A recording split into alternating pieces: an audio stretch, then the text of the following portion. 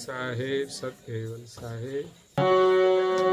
तुलसीदास जय देव देव सूरयते उच्चरे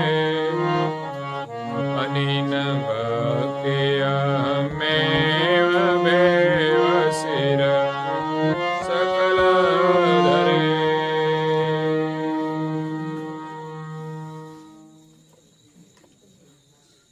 પ્રાય ભક્તજનો, જ્ઞાન સંપ્રદાયના અધ્યક્ષ સ્થાપક અનંત બ્રહ્માંડાધીશ વિશ્વનિયંતા સકર્તા સતકૈવલના પરમ વિશેષ અંશ અનંત અંશોના તારણહાર પરમ મોક્ષના દાતા કૈવલ વેતા પરમ વિશેષ અંશ પરમ ગુરુ શ્રીમદ કરુણાસાગર મહારાજ જગતના જીવોનું કલ્યાણ કરવા માટે, જગતના જીવોને જન્મ મરણના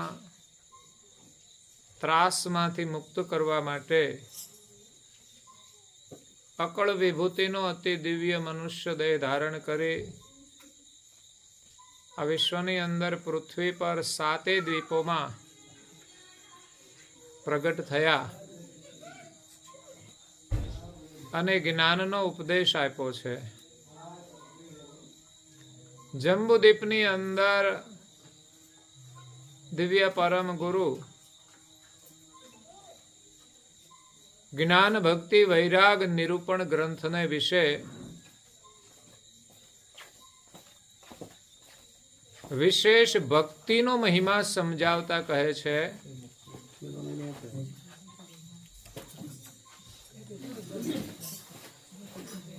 કે અનિન ભક્તિ વિના કોઈ જીવનું કલ્યાણ થતું નથી. ભક્તિ તો આખી દુનિયા કરે છે,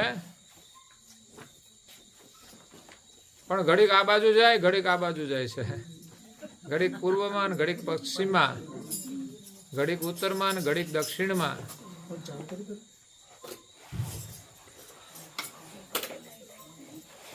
પરંતુ કરુણાસાગર મહારાજ શ્રી કહે છે કે અનિન ભક્તિ સિવાય, ગુરુ ભક્તિ સિવાય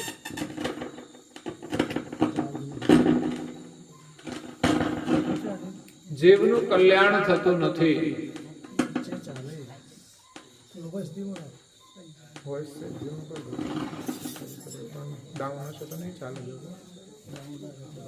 કઈ વાંધો નહીં, મૂકો ને થોડા. અનિન ભક્તિ સિવાય કોઈ જીવનું કલ્યાણ થતું નથી.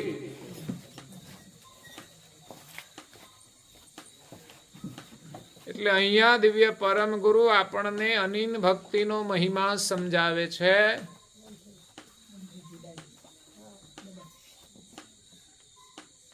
કે જે એક નિષ્ઠાવાળી ભક્તિ છે, એક ઈષ્ટવાળી ભક્તિ છે, જે ભક્તિની અંદર પૂર્ણ શ્રદ્ધા હોય છે, પૂર્ણ નિષ્ઠા હોય છે, પછી એમને છોડીને બીજે ક્યાંય ભટકતા નથી. આ જગતમાં જેમણે જેમણે ભક્તિ કરી છે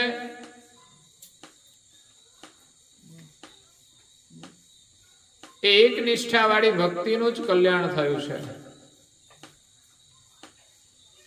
કરુણાસાગર બાપજીએ આ ગ્રંથની અંદર સતયુગમાં, ત્રેતામાં, દ્વાપરમાં, કળિયુગની અંદર જે ભક્તો થઈ ગયા છે અને જેમણે અનિન ભક્તિ કરી છે, નિર્મળ ભક્તિ, દંભ રહિત ભક્તિ, અભિમાન રહિત ભક્તિ, દાસાતનપણા વાળી ભક્તિ, જેઓ પ્રભુના પ્રેમની અંદર પાગલ થઈ ગયા અને પ્રભુની અંદર એમને પૂર્ણ વિશ્વાસ હતો.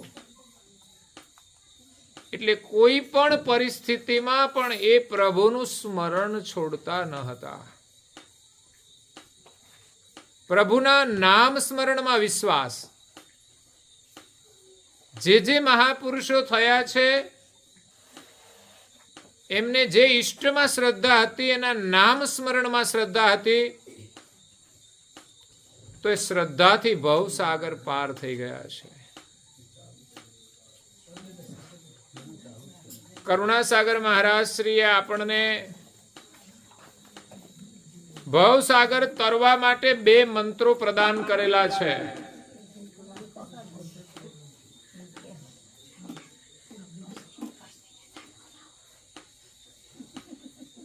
જે તારે એને મંત્ર કહેવાય. બાકી દુનિયામાં યંત્રો બહુ ચાલે છે સુખી થવા માટે, પણ એ ક્યારેક આપણને પરેશાન કરી દે છે.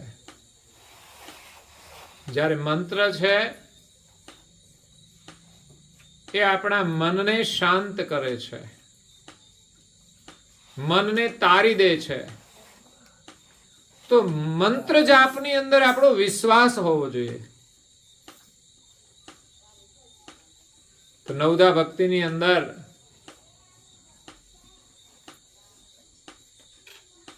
મંત્ર જાપ મમ દ્રઢ વિશ્વાસા એક ભક્તિ છે. મંત્ર જાપની અંદર દ્રઢ વિશ્વાસ. આપણે જીવનમાં ક્યારે મુશ્કેલી આવે તો જે પ્રકારની મુશ્કેલી હોય એ પ્રમાણે ઉપચાર કરીએ છીએ. બીમારી હોય તો દવાખાને જવું પડે, ઝઘડો થયો હોય તો ક્યાં જવાનું છે? કોઈ દવાખાનું?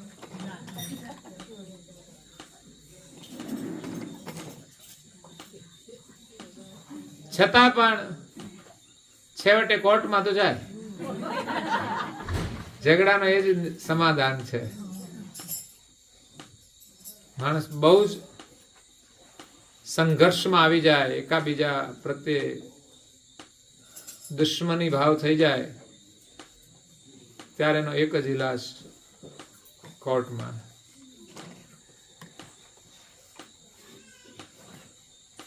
પરંતુ મહાપુરુષો એમ કહે છે કે તમે ભગવત નામની અંદર વિશ્વાસ રાખો. જીવનમાં જે ગુરુ મંત્ર મળ્યો હોય મંત્રમાં વિશ્વાસ રાખો.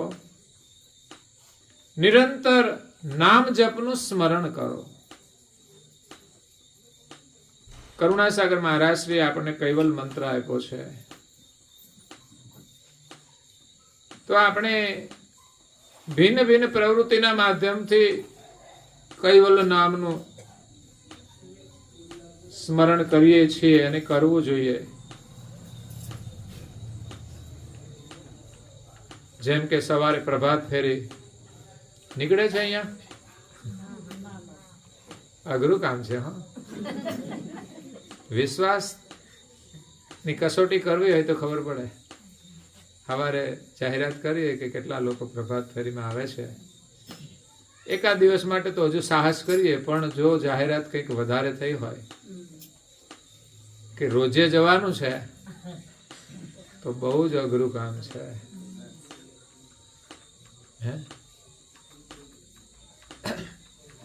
સરકાર વર્ષમાં એકવાર પૈસા આપણને ખાતામાં નાખે તો આપણને ઓછા પડે, રોજ નાખે તો સારું પડે.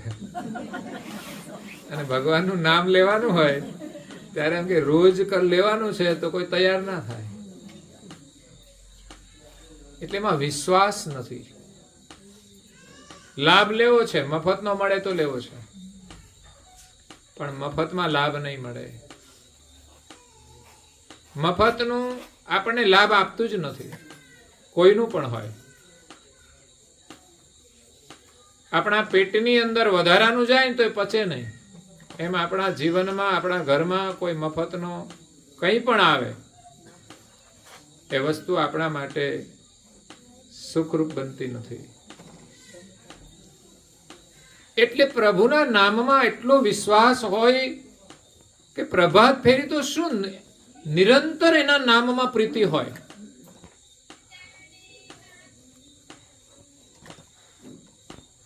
અને જ્યારે પ્રવૃત્તિ કરવાની હોય થોડા સમય માટે, ત્યારે તો ઉમંગ હોય. જેમ આપણે ત્યાં પ્રસંગો આવે છે ને આપણને ઉમંગ હોય, એમ ભગવત નામનું સ્મરણ કરવા માટે આપણને ઉમંગ હોવો જોઈએ, એમાં વિશ્વાસ હોવો જોઈએ. ભજન સ્મરણ એ કોઈને દેખાડવા માટે નથી કરવાનું, આપણને આનંદ મળે એટલા માટે કરવાનું છે, આપણા મનને શાંતિ મળે એટલા માટે કરવાનું છે, ભગવાન સાથે આપણી પ્રીતિ છે માટે કરવાનું છે, એમને યાદ કરવા માટે કરવાનું છે. સંસારમાં જેની જેની સાથે પ્રેમ હોય ને આપણને યાદ આવે તો આનંદ મળે છે. એવી જ રીતે ભગવાનને યાદ કરીને આપણે ખુશ રહીએ. તો નામ સ્મરણની અંદર પ્રીતિ, મંત્ર જાપની અંદર પ્રીતિ.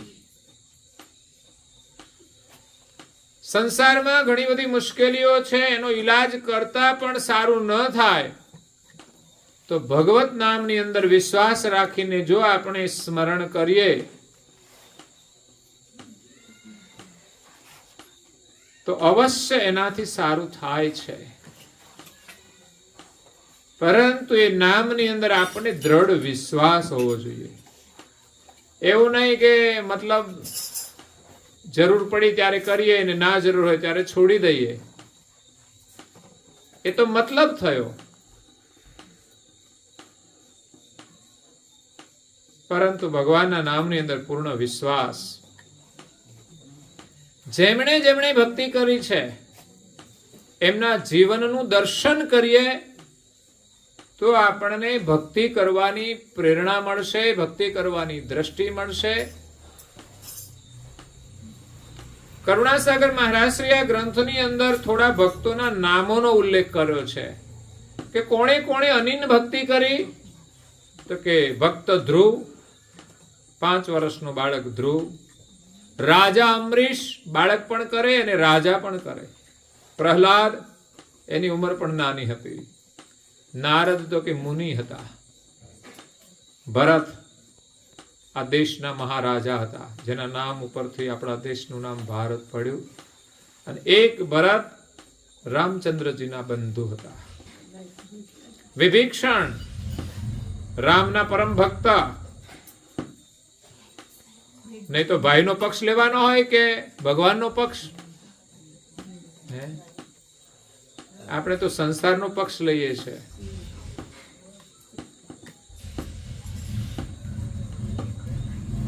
એટલે ભક્તિની અંદર પણ કસોટી થતી હોય છે. વિભીષણે અપમાન સહન કરીને પણ રામનો પક્ષ ગ્રહણ કર્યો છે, સત્યનો પક્ષ ગ્રહણ કર્યો છે. 32 દાંતની વચ્ચે જેમ જીભ રહે ને એવી રીતે એ રાવણના રાજની અંદર રહેતા હતા. પણ રામની ભક્તિ ના છોડી. એમને રાજ જોઈતું ન હતું છતાં પણ મળ્યું અને રાવણનું પતન થયું. બીજા એક રૂકમાંગદ રાજા હતા. એમની વ્રત ભક્તિ હતી, વ્રતમાં એની નિષ્ઠા હતી. અને આપણા વ્રત કેવા હોય, ફૂલ ફેસિલિટી વાળા. ઉપવાસ કરો તો પણ ચિંતા નહીં, ફળ તો કોઈને ખાવા જ નથી ને કહે હું ફલાહાર કર્યો. આવી છે આપણી ભક્તિ. અનિન ભક્તિ હનુમંત ભજે. આ જગતની અંદર હનુમાનજીની ભક્તિ વિશ્વ પ્રસિદ્ધ છે. જેને કોઈ ન ઓળખતું હોય એવું ના બને.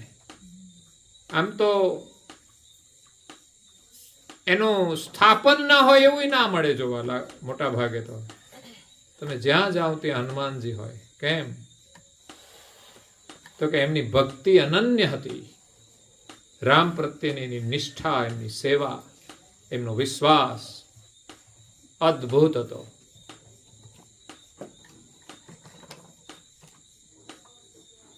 વાલ્મીકી જે ઋષિ થઈ ગયા, પણ એનું પૂર્વ જીવન લૂંટપાટ કરવાનું હતું. પણ જીવનમાં સંતોનો સંગ થયો, સત્સંગ મળ્યો અને એના વિચારો બદલાઈ ગયા.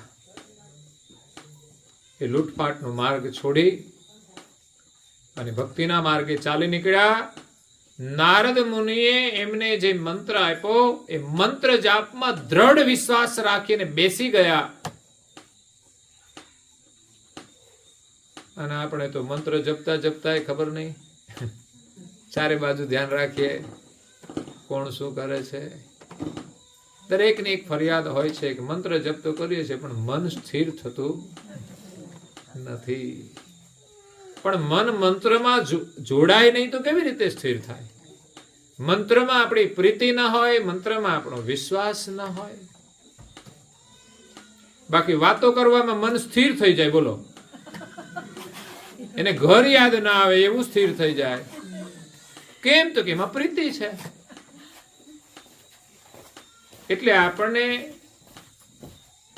જો મંત્રનો જપ કરવામાં પ્રીતિ હશે ને વિશ્વાસ હશે તો મન સ્થિર થશે, એનું સ્મરણ કરશે. ભગવાનના નામની અંદર આપણી આસ્થા હોવી જોઈએ, એમની પ્રીતિ હોવી જોઈએ. કે ભગવાનનું નામ એકવાર લઈએ ને તો આપણું મન પ્રસન્ન થઈ જાય. જેમ ગરમી હોય અને હવા આવે અને આપણને ખુશી મળે, એમ ભગવતનું નામ પણ આપણને એવી ઠંડક આપે છે કે ગરમીની અંદર પણ આપણને કોઈ તકલીફ ન પડે. ગરમીનો અહેસાસ થોડી વાર થાય છે, યાદ રાખજો. લાઈટ જાય ને, પંખા બંધ થઈ જાય એટલે અકળામણ થાય. પણ થોડી વાર પછી છે ને એ અકળામણ ઓછી થઈ જાય ને બંધ થઈ જાય. પછી તો એ ગરમીની અંદર સહેજ હવા આવે ને તો એટલી ઠંડક લાગે. અને જો તમે ધ્યાનમાં બેસી જાઓ, મંત્ર જપમાં તમારી સુરતા લાગી જાય તો ગરમીનો કોઈ અહેસાસ નથી થતો. હા, ગરમી થાય ખરી, પરસેવો પણ થાય, પણ એ ગરમી નીકળે છે અને એ જ પરસેવો તમને ઠંડક આપશે.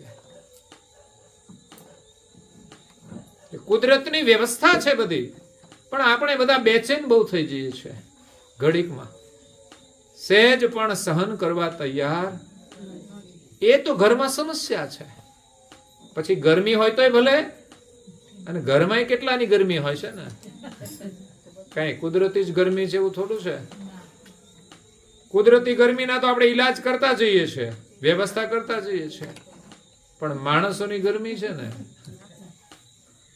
એ તો બધાને જુદા કરી દે છે અને વધારે દુખી કરી દે છે. એટલે મંત્ર જપની અંદર આપણો વિશ્વાસ હોવો જોઈએ. હનુમાનજીની ભક્તિ અદ્ભુત હતી, વાલ્મીકીની ભક્તિ અદ્ભુત હતી. જેમણે મંત્ર જપની અંદર વિશ્વાસ થઈ ગયો તો એમ કહે છે કે મરા કરતા કરતા રામ રામ થઈ ગયું અને સમાધિ લાગી ગઈ છે. આપણે કોઈ પણ ધાર્મિક ક્રિયા કરીએ ત્યારે સ્થિરતા રાખીને કરવી જોઈએ. બેસીએ ત્યાંથી જ મન ઊંચા નીચું થાય તો એ કામ સફળ ના થાય. કાર્ય કરવા માટે આપણને સમય હોવો જોઈએ, એમાં આપણો પ્રેમ હોવો જોઈએ, એમાં આપણને રસ હોવો જોઈએ, તો જ કાર્ય સફળ થાય છે. તો વાલ્મીકી મંત્રમાં શ્રદ્ધા રાખીને બેસી ગયા તો રાફડો થઈ ગયો. એના ઉપરથી જ એનું નામ વાલ્મીકી પડ્યું, બાકી નામ તો હતું એનું રત્નાકર. વ્યાસમુનિનું નામ લખ્યું છે, જેમણે આ જગતને અદ્ભુત શાસ્ત્રોની રચના કરીને આપી છે. ઉગ્ર બુદ્ધિવાળા હતા. વેદોનું અધ્યયન કર્યું, વેદાંત બનાવ્યું, 17 પુરાણ કર્યા, 18મું ભાગવત પુરાણ કર્યું. પછી પરમ ગુરુએ શંભુનું નામ લખ્યું છે, મહાદેવ. એની ભક્તિ પણ અદ્ભુત હતી. આ જગતની અંદર બધાનો મહિમા છે એ ગુરુ ભક્તિથી છે. સંસારમાં કોઈ મા બાપની સેવા પણ પૂર્ણ નિષ્ઠાથી કરે ને, મા બાપની સેવા પણ પૂર્ણ નિષ્ઠાથી કરે ને, તોય જગતમાં એનું નામ થઈ જાય છે. શ્રવણની ભક્તિ કેવી હતી? એમના માતા પિતા અંધ હતા. સંસાર માટે બહુ પ્રેરક પ્રસંગ છે. અત્યારે તો માતા પિતા અંધ હોય તો થાકી જાય લોકો, એ ભગવાન આને જલ્દી લઈ લે.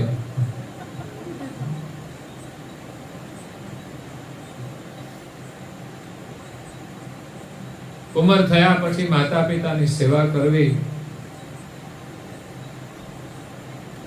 એ પરિવારની પ્રથમ ભક્તિ છે. અને પ્રાથમિક ભક્તિની અંદર પાસ થઈએ તો જ હાઈસ્કૂલમાં જવાય, નહીં તો ના જવાય. બાકી બધો દેખાવ છે. ઘરમાં જો આપણે ભક્તિ ન કરીએ, સેવા ન કરીએ, નિષ્ઠા ના હોય તો સમજવાનું ભગવાનની ભક્તિ એટલી સસ્તી નથી કે સહેલી નથી કે થઈ જાય. ત્યાં એ સમસ્યા છે, મન સ્થિર થતું નથી. ક્યાંથી થાય? ઘરમાં બધાની સાથે બરાબર ના હોય, સંબંધ વ્યવહાર, એટલે મન સ્થિર ના થાય. પરિવારની અંદર પ્રેમ હોય, કોઈ સમસ્યા ના હોય તો મન કેમ સ્થિર ના થાય? અને ભગવાનને ભજવા માટે જ જો બેસીએ ને તો મન સ્થિર થાય. પણ મતલબથી જો ભજન કરીએ ને તો મન સ્થિર ના થાય. કારણ કે એ મતલબના જ વિચાર કરે. એટલે જગતના દેવોએ પણ ભક્તિ કરી છે, અને ત્યારે જ આ જગતમાં એનો મહિમા છે. નહીં તો એની પણ કોઈ પૂજા ના થાય.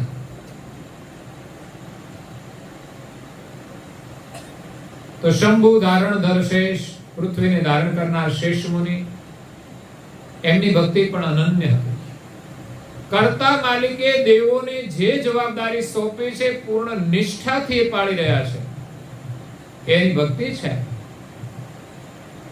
અને દેવી ધામોની અંદર એ રહે છે, ત્યાં પણ પરિવાર સાથે છે, એમાં પણ એ નિષ્ઠાથી ભક્તિ કરી રહ્યા છે. હા, ક્યારેક કોઈ ધર્મપત્ની રીસાઈ જાય કોઈ કારણથી, પણ છૂટાછેડા નહોતા લેતા. પિયર જાય, વળી પાછા આવી જાય. થોડા દિવસ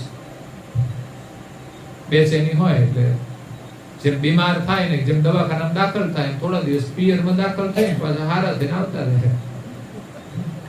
જાવું જોઈએ બસ, જ્યારે ખોટું લાગી જાય, કઈ તકલીફ હોય તો. પણ હાવ બિલકુલ ના જવું જોઈએ. એમાં સુખ નથી.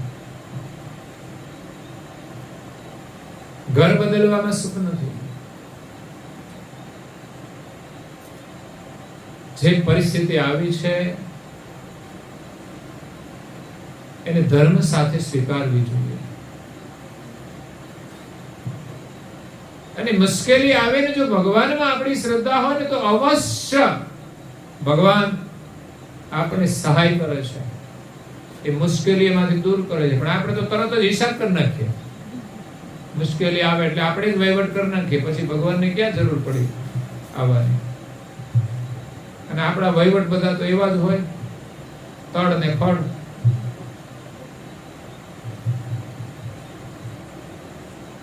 એટલે કોઈ પણ પ્રકારની મુશ્કેલી હોય, ભગવાનમાં આપણો વિશ્વાસ હોય. વિશ્વાસ કેવો? કે કે મારું કામ થઈ જાય એના કરતા એ ભગવત નામમાં એની પ્રીતિ થઈ જાય કે બસ ભગવાન જે કરે તે ખરું, તો બધું સારું થશે. પણ આપણે આપણી મહત્વાકાંક્ષા રાખીને કરીએ છીએ ને, એટલે ભક્તિમાં મન લાગતું નથી, ભગવાનમાં મન નથી લાગતું. આપણે તો રાહ જોઈએ ક્યારે મારું કામ થાય. તું ત્યારે ભજન જ ક્યાં કરે છે? સાચી પ્રીતિ તો એ છે કે જે પરિસ્થિતિ આવી છે દુઃખદ, પણ એમાંથી ભગવાન આપણને બહાર કાઢશે. અહીંયા કરુણાસાગર બાપજી એક કલયુગની અંદર રામચંદ્રજીના મહાન ભક્ત થઈ ગયા સંત તુલસીદાસ, એનું નામ લખે છે કે એમની ભક્તિ અનન્ય હતી. એના જીવનમાં પણ મહા મુશ્કેલીઓ આવી છે, ભયંકર મુશ્કેલીઓ આવી છે. જન્મતાની સાથે જ મુશ્કેલીઓ શરૂ થઈ ગઈ. ઉત્તર પ્રદેશની અંદર અલ્હાબાદ પાસે રાજાપુર ગામ છે, ત્યાં આત્મારામ દુબે અને માતા હુલસીની કુખે એમનો જન્મ 16મી સદીમાં થયો.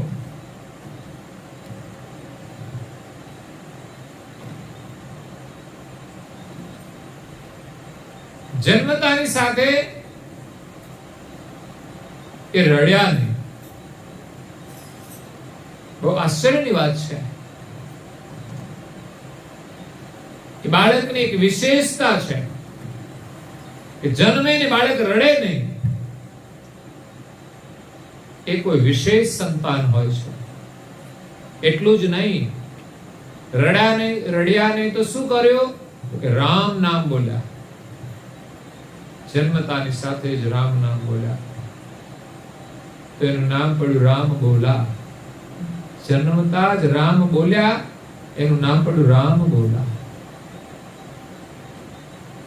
અને એ બાળક 10 મહિના સુધી માતાના ગર્ભમાં રહ્યા, એટલે 12 મહિના સુધી.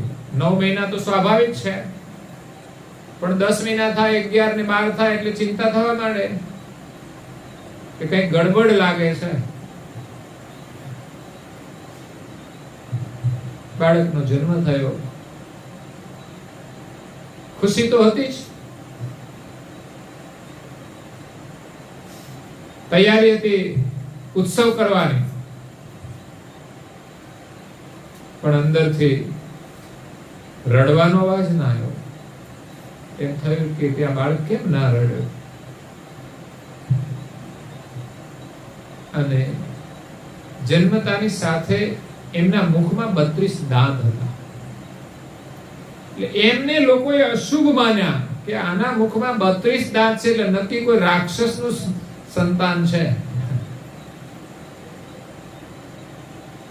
સામાન્ય બાળક નથી.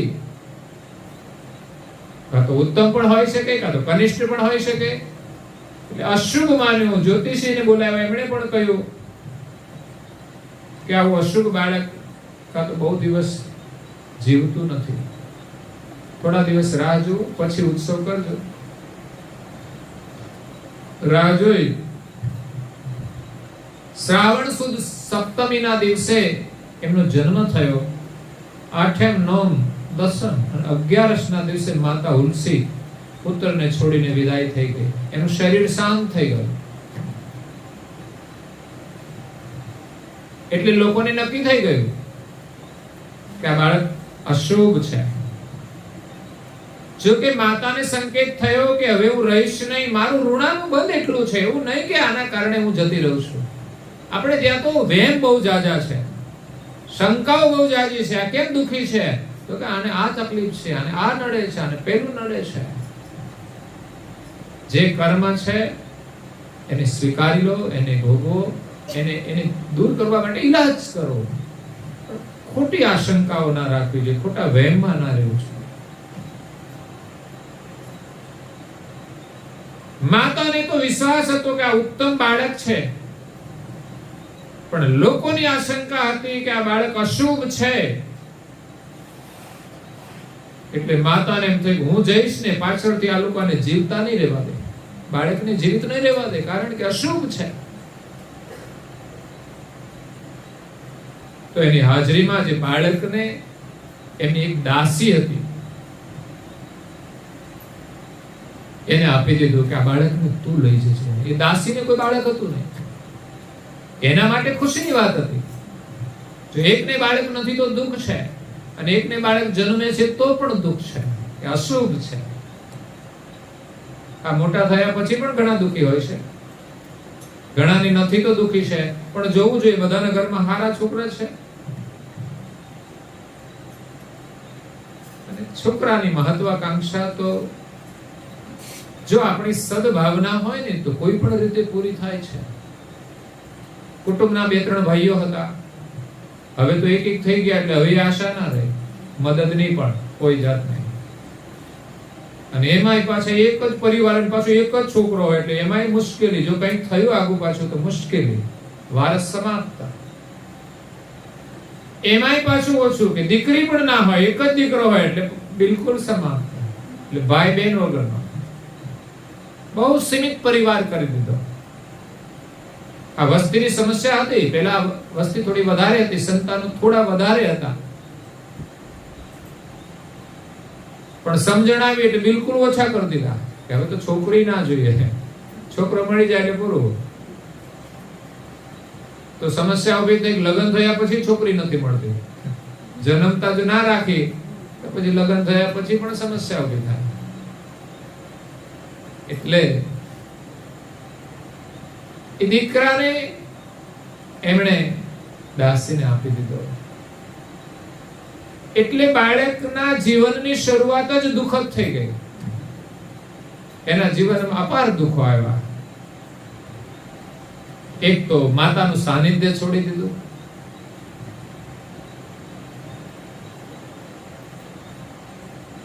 એનો પ્રેમ ના મળ્યો, છતાંય દાસી એની પુત્રને જેમ મોટા કર્યો. એટલે થોડી એની ખોટ પૂરી થઈ કે 5 વર્ષના થયા તુલસીદાસ. એનું નામ તો રામબોલા હતું. ત્યાં ઘરમાં બધા ખુશ થઈ જાય છે. એ હરિપુર ગામ છે દાસીનું, ત્યાં રહે છે. પણ 5 વર્ષ પછી પાછી મુશ્કેલી આવી. માતા રસોઈનું કામ કરે છે ઘરમાં. પહેલા તો કઈ આવા ગેસ ચૂલા હતા ને, 500 વર્ષ પહેલા તો બધા લાકડાથી રસોઈ કરતા હતા, અને આજે 50 વર્ષ પહેલા પણ આપણે લાકડાથી રસોઈ કરતા હતા, અને આજે પણ હજુ લાકડા વપરાય છે. તો લાકડા લેવા માટે બાળક જાય છે, પણ માતા પાછળથી જાય છે કે ના બેટા તું રહેવા દે, હું લઈ લઈશ. કારણ કે ગમે તે વસ્તુ પડી હોય એમાં બાળક લેવા જાય, કઈ વાગી જાય, કઈ થઈ જાય, એટલે માતા લાકડા લેવા જાય છે. એમાં એક સર્પ એને દંશ દે છે, એકદમ ઝેરી સર્પ. કરડતાની સાથે જ માતાનું ત્યાં મૃત્યુ થઈ જાય છે. એટલે રામબોલાના જીવનમાં એક બીજી આફત આવી. ભક્તિ માર્ગની અંદર મુશ્કેલીઓ તો હોય જ છે, પણ છતાંય જ્યારે ભગવાનના નામની અંદર વિશ્વાસ હોય છે ત્યારે ભગવાન એમાંથી આપણને કોઈ રસ્તો બતાવે છે. અને મુશ્કેલીઓની અંદર જ આપણી ભક્તિ પરિપક્વ થાય છે. જે વ્યક્તિ મુશ્કેલીઓથી ડરી જાય છે એ ભક્તિના માર્ગે આગળ વધી શકતી નથી. એને ભગવાનમાં વિશ્વાસ રહી શકતો નથી. ભક્તિનો માર્ગ તો એવો છે, આપણા જીવનમાં મુશ્કેલી ના હોય ને તો બીજાના જીવનમાં મુશ્કેલી હોય એને દૂર કરવા માટે આપણે સહન કરવાનું છે. આ સંસારની અંદર બધા જ લોકો સરખા નથી હોતા. 5 લોકોની સાથે રહેવાનું હોય ત્યાં સહન કરવાનું તો આવતું જ હોય છે. એટલે 5 વર્ષનો બાળક અનાથ થઈ જાય છે, એનું કોઈ રહેતું નથી. કારણ કે એ દાસીનું મૃત્યુ થયું એટલે ત્યાંય લોકો માનવા લાગ્યા કે આ બાળક જન્મતાની સાથેની માતા ચાલી ગઈ અને જેમણે એને સેવા કરી ઉછેર કરે છે એ પણ 5 વર્ષે ચાલી ગઈ. હવે એનું નિમિત્ત હશે, સાપ કરડીની મૃત્યુ થઈ, એમાં એનો કોઈ દોષ નથી બાળકનો, પણ વહેમ છે ને એનું કોઈ ઓસડ નથી, એની કોઈ દવા નથી.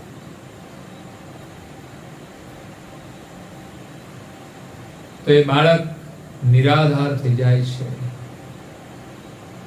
ગામની અંદર એને કોઈ ખાવાનું પણ આપતું નથી.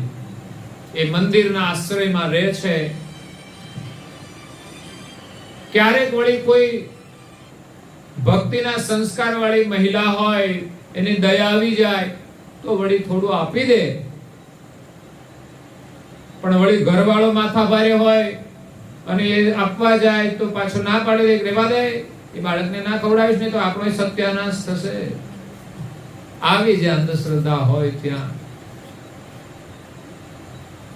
ભગવાનની કૃપા કેવી રીતે મળે?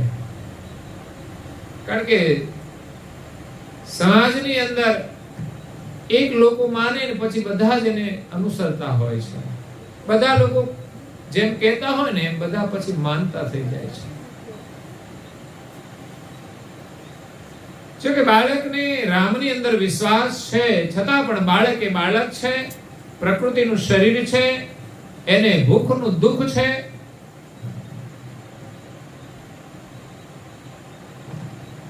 તો ભગવાનનું સ્મરણ કરે છે તો અહીંથી જ્યારે સંસારનો કોઈ આધાર ન રહે ને એનો જ આધાર પરમેશ્વર છે. એટલું યાદ રાખજો, જ્યાં સુધી સંસારનો આધાર લીધો છે ને ત્યાં સુધી ભગવાન આપણી ચિંતા જ નથી કરતા કે ભલે રેમાં કરે. એને સંસારમાં વિશ્વાસ છે, અને સંસારમાં જેને વિશ્વાસ છે ને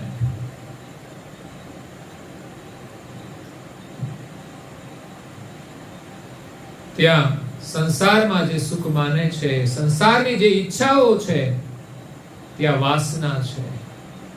અને પ્રભુની અંદર જેને વિશ્વાસ છે અને પ્રભુનું જે સ્મરણ કરે છે એ ઉપાસના છે.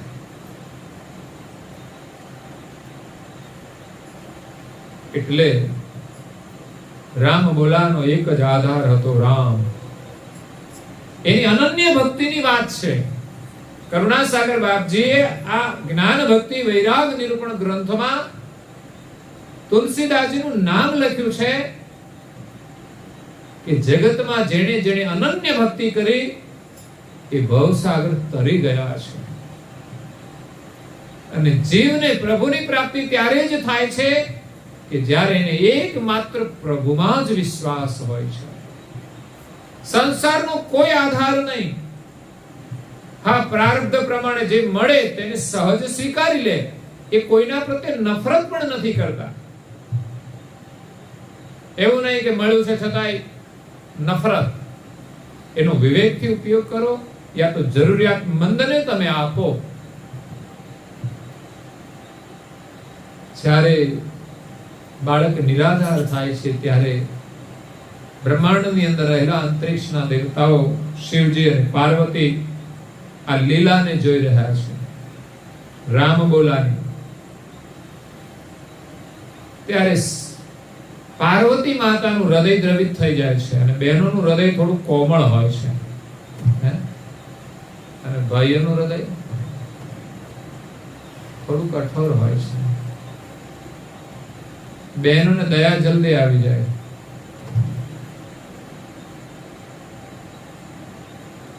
ભક્તિનું જે હૃદય છે ને કોમળ છે, ભાઈઓ હોય કે બહેનો હોય. બહેનો પણ કઠોર હોઈ શકે છે, એ માથા ભારે હોય છે જ ને. સાસુને ધમકાવે. એ ગામમાં હું ગયો તો સવારમાં સેવા પૂજા કરીને ઉપાસનાનો સમય થયો એટલે કથામાં જતા હતા તો રસ્તામાં 8 વાગ્યાના સમયે એક પુત્રવધુ સાસુમાને ખખડાવે છે. માથાના વાળ પકડ્યા અને ઝંઝેડ દીધી. મેં કીધું અત્યારે તારો સમય છે, પણ ભવિષ્યમાં આપણો પણ સમય આવશે. એવી રીતે કોઈ વૃદ્ધને પરેશાન નહીં કરવા જોઈએ. વૃદ્ધ માતા પિતા એ આપણા ઘરના દેવ છે. એમની સેવા કરવી એ આપણું કર્તવ્ય છે, આપણી ભક્તિ છે. એનો પૂર્વ ઇતિહાસ તો જુઓ કે જેની સાથે તમે જીવી રહ્યા છો, જે પતિ તમારું પોષણ કરી રહ્યા છે, એ પતિનું પોષણ એ માતાએ કર્યું છે, તો તમે એના ઋણી બનો છો. તો પિયર વાળી માતા સારી લાગે, અને સાસરી વાળી માતા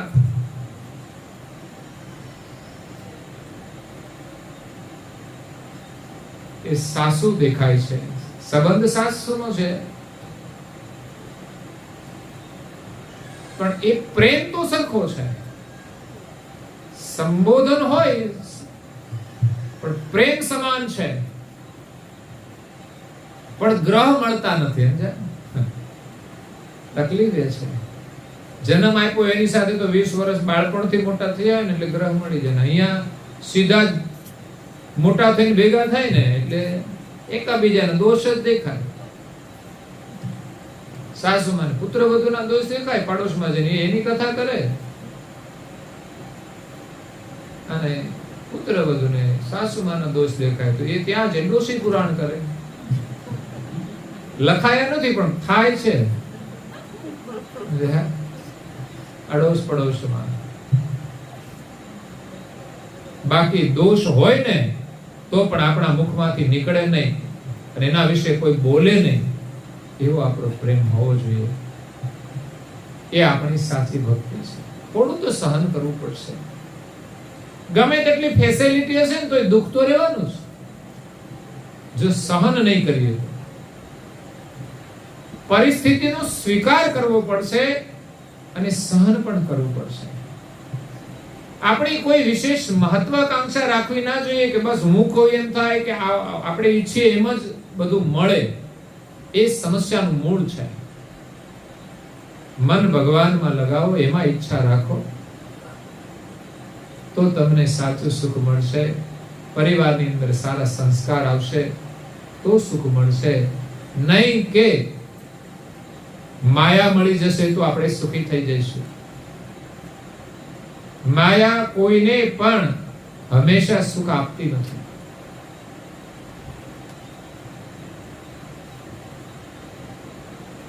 એટલે અહીંયા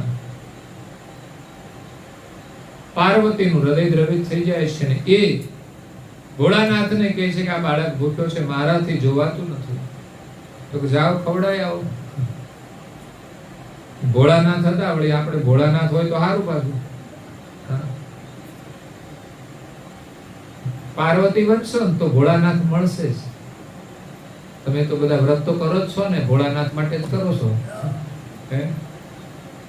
કે અમને ભોળાનાથ મળે, ભોળા મળે. અમારા ઘરવાળા, અમારા નાથ ભોળા હોય, અમે કેમ એમ કરે એવા મળવા જોઈએ. આ બહેનોની એક મહત્વાકાંક્ષા હોય છે, પણ મોટા ભાગે બહેનો છે ને ભાઈઓ કે એમ કરતા હોય છે.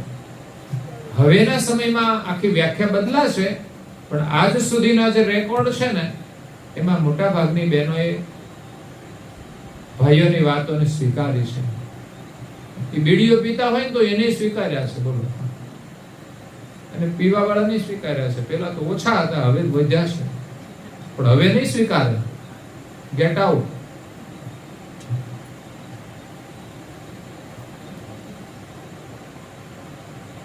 એટલે પાર્વતી માતા જાય છે ને બાળકને ભોજન સમય સમયે કરાવે છે, ને પછી પાર્વતીનું ભોજન હોય એ બાળક જમે તો એનું કેવું એને ફળ મળે, કેવી તૃપ્તિ થાય.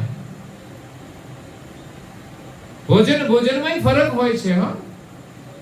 તમે જે હાથે સેવા કરી હોય ને એ હાથે ભોજન બને ને એ જે જમે ને ચોક્કસ એની અંદર ભક્તિનો ઉદય થાય.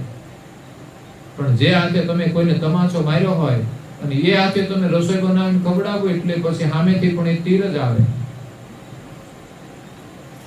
હાથની અંદર ગુણ છે. એટલે પાર્વતીને ભોજન કરાવે છે અને પ્રેમથી એને જ્ઞાન પણ આપે છે, એની હિંમત પણ આપે છે. જમાડીને ચાલ્યા જાય છે. ફરી પાછા વળી આવે બાળકને તો કઈ ખબર નથી કે આ મહિલા કોણ છે, પણ એ વિશ્વાસ આપે કે બસ ભગવાનના નામમાં વિશ્વાસ રાખો. પણ ગામના લોકો બધા એની તપાસ કરે છે કે આ બાળકને કોઈ જમવાનું આપતું નથી ને, આ તો તંદુરસ્ત છે.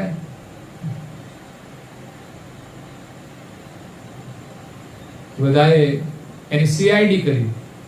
સીઆઈડી કરવાનું કામ ઘણાની ઈચ્છા બહુ થાય. સીઆઈડી બીજાની વોચ રાખવાની, બીજાની પાછળ જોવું શું કરે છે, કોણ શું કરે છે. આપણું મન છે ને સીઆઈડી વધારે બનવા તૈયાર થઈ જાય છે. કોણ શું કરે છે, આપણે આપણું જ સીઆઈડી કરવાનું છે. આપણી અંદર શું ચાલી રહ્યું છે. તો અહીંયા ગામના લોકોએ તપાસ કરી તો ખબર પડી કે એક સ્ત્રી આવે છે. એ બરોબર એ સમય ભેગા થઈ ગયા પાર્વતી માતા. એટલે પૂછ્યું તમે કોણ છો? પાર્વતી માતા કશું બોલા નહીં, નીકળી ગયા અને અદ્રશ્ય થઈ ગયા. અદ્રશ્ય થતા જોયા એટલે લોકોને તો આશ્ચર્ય થયું કે આ તો કોઈ દેવી લાગે છે. પરંતુ ગામના લોકોને ખબર પડી પછી આ પાર્વતી માતા આવતા નથી, કારણ કે ખબર પડી ગઈ એટલે લોકો પીછો કરે. પણ બીજા લોકોનું એટલું ભાગ્ય નથી કે પાર્વતીના દર્શનનો લાભ મળે. એ તો એનો પ્રસાદ તો રામ બોલાને મળે. જેને રામમાં પ્રીતિ છે એને આ પ્રસાદ મળે.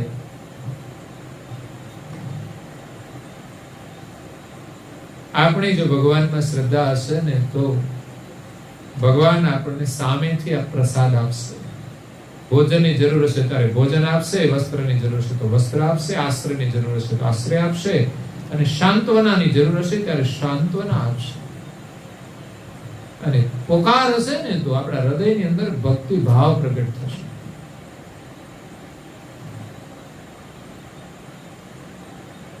એ પાર્વતી માતા જ્યારે નથી આવતા ત્યારે બાળક ફરી પાછો ભૂખ્યો રહે છે. એટલે પાર્વતી માતા ભોળાનાથને પ્રાર્થના કરે, તમે કંઈક કરો, હવે મારાથી તો જે થતું હતું એ કર્યું.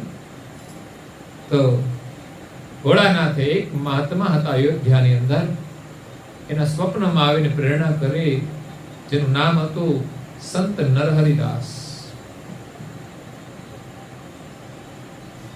નરના રૂપમાં હરિરૂપ સંત નરહરિદાસ. એમને સ્વપ્નમાં આવીને શિવજી પ્રેરણા કરી કે તમે આ રાજાપુર ગામની અંદર જાઓ, ત્યાં એક બાળક છે, એ બહુ દિવ્ય બાળક છે,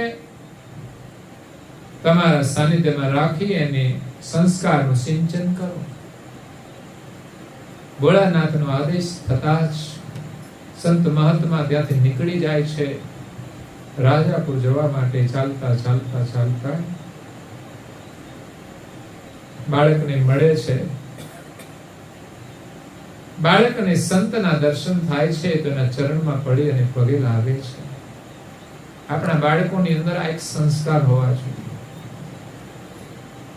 આપણો બાળક પ્રણામ કરવામાં શરમાવું ના જોઈએ. નાનો હોય ત્યારે તો લાગે, પણ મોટું થઈ જાય ને પછી શરમાય છે. પત્ની આવતા પહેલા બંધ થઈ જાય છે. એને એમ થાય કે આવશે ને પાછું મને જોશે તો.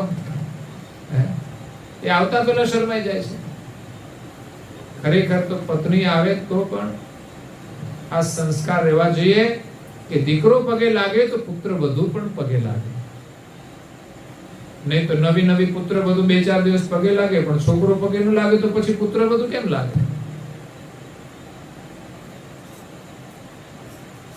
પત્ની પગે લાગતી હોય માતાને તો પુત્રએ જોઈને પગે લાગવું જોઈએ. અને એવી પત્નીનો આદર હંમેશા કરવો જોઈએ કે મારી પત્ની હંમેશા મારી માતાનો આદર કરે છે, એને કોઈ તકલીફ ના પડવી જોઈએ. આ પ્રકારનો સંસ્કાર હોય છે, વિચાર હોય છે. તો અહીંયા સંત નરહરિદાસ જ્યારે આવે છે ત્યારે દીકરો બાળક પ્રણામ કરે છે એની શાંતિ મળે છે. સંત દર્શનનો બહુ મોટો મહિમા છે. જેના હૃદયની અંદર ભક્તિભાવ હોય અને પ્રેમથી જે દર્શન કરે ને એની કૃપા એની મળે છે. આશીર્વાદ માત્ર વાણીથી જ મળે એવું નથી. એની દ્રષ્ટિથી પણ મળી જાય છે, એના દર્શનથી પણ મળી જાય છે.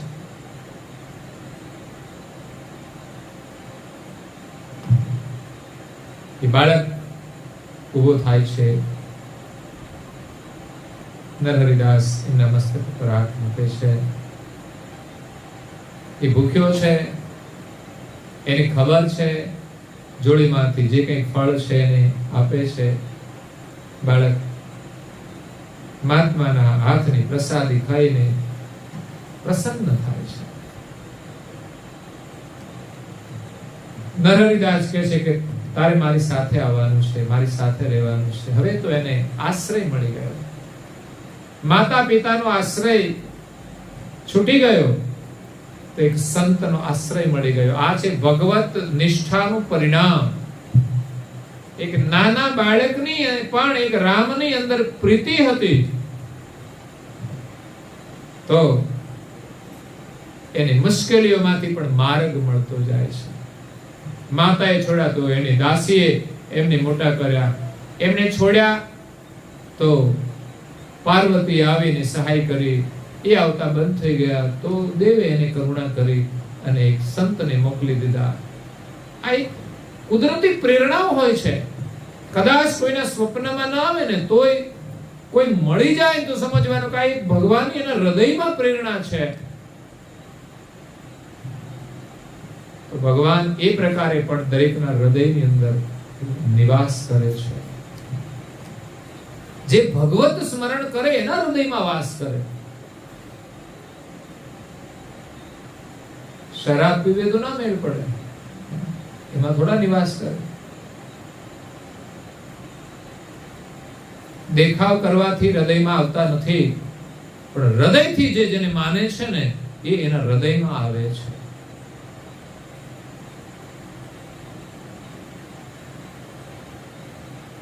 એટલે તુલસીદાસ ને લઈને મહાત્મા અયોધ્યા જાય છે. આશ્રમમાં રહે છે બાળક.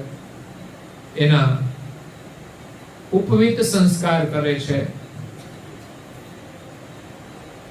અને એને તુલસી નામ આપે છે. કારણ કે હવે અનાથ બાળક હતું, હવે એ ગુરુના સાનિધ્યમાં આવી ગયું છે ત્યારે એમને સંસ્કાર આપીને એને તુલસી નામ આપે છે. ત્યાં સેવા કરે છે, સંતોના સાનિધ્યમાં સત્સંગ શ્રવણ કરે છે. પછી એને એક શુક્ર વિસ્તારની અંદર, શુક્ર ક્ષેત્રની અંદર લઈ જાય છે, જ્યાં બહુ શાંતિ હતી. ત્યાં બીજી કોઈ વ્યવસ્થા નહોતી, જે મળે એમાંય રહેવા વાળા હતા. રામ બોલાને જે ગોદડી મળી એ ગોદડીમાં આરામ કરવાનો, એ ઓઢવાનું જે મળે એમાં ઓઢીને સૂઈ જવાનું, જે ખાવાનું મળે એ ખાઈ લેવાનું, કોઈ ફરિયાદ નહીં. અને આપણે તો ગમે એવું બનાવે તો ફરિયાદ ને ફરિયાદ, આવું છે ને તેવું છે, અને ખાય છે પાછા કચરો બહારનો. એ પાછા ઘરમાં ફરિયાદ કરે આવું જમવાનું છે, તમે બહારનો કચરો ખાવ એના કરતા તો સારું હોય છે. એટલે વ્યસન કરવા વાળા તો કોઈ દિવસ ઘરમાં ફરિયાદ કરે જ નહીં કે આ જમવાનું આવું છે. તમે પેલા કચરો ખાવાનું તો બંધ કરો, પછી તમને ખબર પડે કે ભોજન કોને કહેવાય, સ્વાદ કોને કહેવાય. એટલે એમાં જ ઘડતર થાય છે. વિષમ પરિસ્થિતિમાં ઘડતર થાય છે. હા, વિષમ પરિસ્થિતિ કોઈને આપવાની નથી, આપણે કોઈનું ઘડતર નથી કરવાનું, પણ કુદરતી રીતે જો કોઈ પરિસ્થિતિ આવે તો એને સ્વીકારીને ભગવત સ્મરણની અંદર આપણી પ્રીતિ જોડવાની, બસ. પણ દુઃખ આવે તોય ભગવાન યાદ ના આવે તો પછી દુઃખ મટે કેવી રીતે? ભગવાનના નામમાં ભરોસો હોવો જોઈએ અને એના નામ સ્મરણમાં જ સુખ છે, તો પછી દુઃખ રહેશે ક્યાંથી? પરિસ્થિતિ જ આપણે બદલવા માંગતા હોઈએ અને એનાથી જ સુખ માનતા હોઈએ તો એ સુખ મળતું નથી અને દુઃખ જતું નથી. પણ આપણે તો જે પરિસ્થિતિ હોય એમાં જ સુખી થવાનું છે અને એ ભગવત નામથી સુખી થવાનું છે. અને છતાંય પરિસ્થિતિઓ પણ બદલાય છે. જેમ રામબોલાની પરિસ્થિતિ બદલાય, એક સંતનો આશ્રય મળ્યો છે અને શાંતિ મળી છે, 5 વર્ષ સુધી ત્યાં રહ્યા, એને બહુ આનંદ આવ્યો. પછી નરહરિદાસ વિચારે છે કે આ બાળકને શાસ્ત્રો ભણાવવા છે, એટલે વિદ્વાન સંતો પાસે લઈ ગયા કાશીમાં. કારણ કે કાશી એ વિદ્વાનોની નગરી હતી, પંડિતોની નગરી હતી, મહાન સંતોની ભૂમિ રહી છે. આજે પણ કાશી એ વિશ્વનાથની નગરી કહેવાય છે. કાશી વિશ્વનાથ ત્યાં બિરાજે છે, સાક્ષાત શંભુ બિરાજે છે. બધા લોકો કાશીની અંદર ભણવા જતા હતા સંસ્કૃત. તો નરહરિદાસ વિચારે છે કે એમને શાસ્ત્રોનો અધ્યયન કરવા માટે, સંસ્કૃત ભણવા માટે કે કાશી લઈ જવું. ત્યાં એક બીજા સંત હતા. સંતનું નામ હતું શેષ સનાતન. વિદ્વાન હતા. અનેક શિષ્યો એમના સાનિધ્યની અંદર સંસ્કૃતનો અભ્યાસ કરતા હતા, સંસ્કારનો અભ્યાસ કરતા હતા.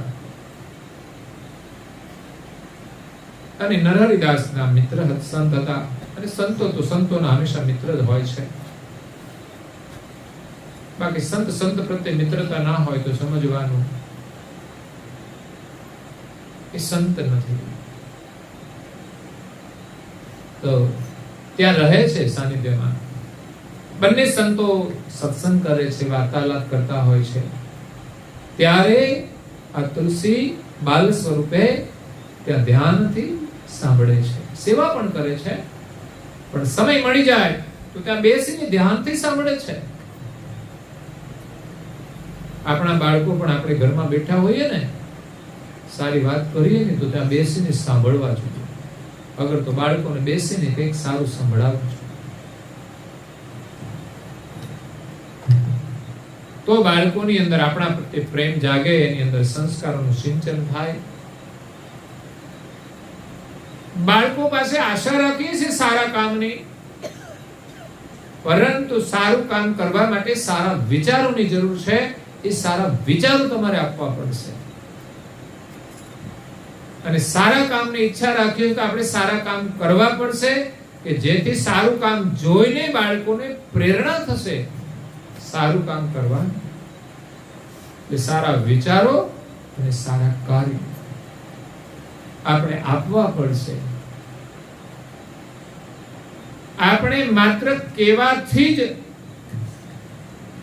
સારું કરાવી નહીં શકીએ, પણ સારું કરીશું અને આપણા વિચારો સારા હશે, એનો પ્રભાવ ચોક્કસ આપણા બાળકો ઉપર પડશે અને આપણે જે માર્ગે ચાલીએ છીએ એની પાછળ એ ચાલશે.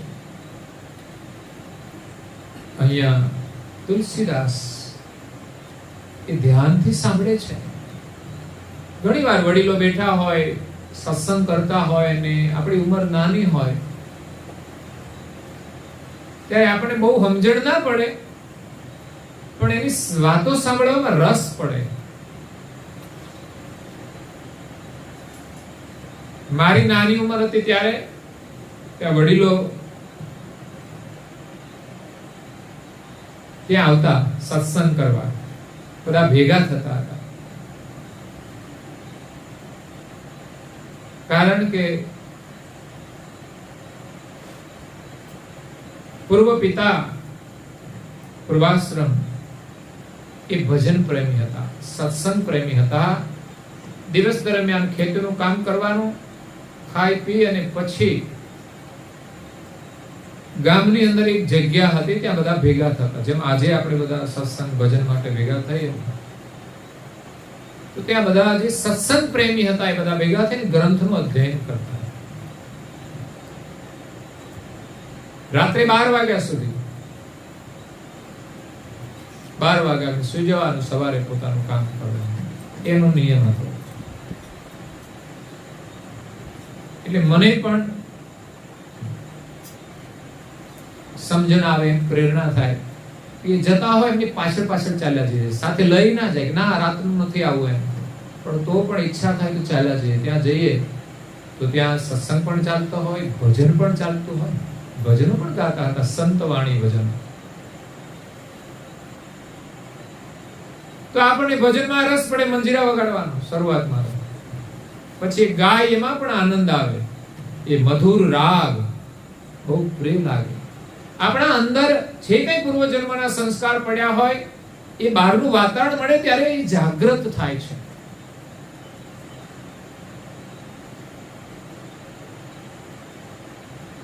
તમો ગુણ અંદરથી એમ જ આવે કે કઈક પ્રસંગ આવે તો આવે, પ્રસંગ આવે તો બહાર નીકળે ને, એમ આ સંસ્કારો પણ જ્યારે બહારનું વાતાવરણ મળે છે ને ત્યારે બહાર નીકળે છે.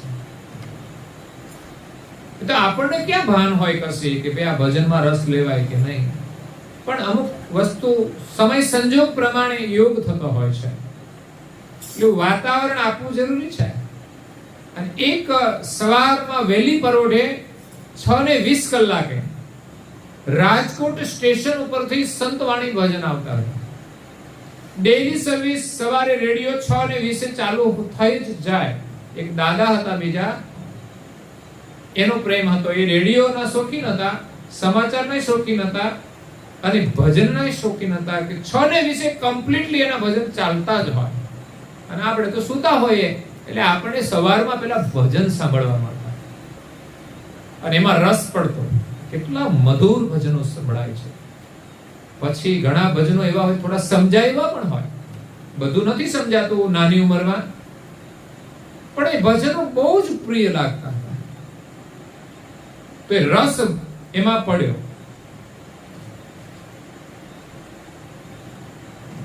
અને મેં કહ્યું તેમ એ જે રાત્રે સત્સંગ કરતા એ તો એકલા કરતા, આપણે તો કોઈ દિવસ ગયા હોઈએ, પણ દિવસના ક્યારેક ક્યારેક જ્યારે વરસાદ હોય તો ખેતીવાળા લોકો ફ્રી પડે તો શું કરે, બજારે જઈને ના બેસે પણ કોઈના ઘરે, એકબીજાના ઘરે, ક્યારેક આમના ઘરે હોય ક્યારેક આમના ઘરે હોય, એમ ભેગા થાય અને સત્સંગ કરતા. તો ક્યારેક પૂર્વાશ્રમમાં ઘરે બધા બેઠા હોય વડીલો, એ સત્સંગ કરે, ચા પાણી પાછો હોય, અને આપણે નવરા હોય તો બેસી જઈએ ત્યાં. બહુ જાજી સમજ ના પડતી, પણ એમ કે સત્સંગની વાતો થોડી થોડી સાંભળતા, એની થોડી થોડી સમજણ, ધીમે ધીમે એનો વિકાસ થાય છે. એમ આપણા બાળકોને પણ આપણે સારી વાતો સંભળાવીએ, આપણા ઘરમાં એક સારું વાતાવરણ આપીએ તો અવશ્ય બાળકો આપણા માર્ગ ઉપર ચાલે છે. તુલસીદાસના સંસ્કારનું સિંચન એ સંત શેષ જે સનાતન હતા એના સાનિધ્યમાં થતું હતું. બંને સંતો વાર્તાલાપ કરતા હતો એ ધ્યાનથી સાંભળતા. સત્સંગ ધ્યાનથી સાંભળવાનો હોય છે, ત્યારે આપણને જ્ઞાન થાય છે. માત્ર કાનથી નહીં, કાનથી તો બધા બહુ સાંભળે છે, પણ ધ્યાનથી સાંભળવાથી જ્ઞાન પ્રાપ્ત થાય છે.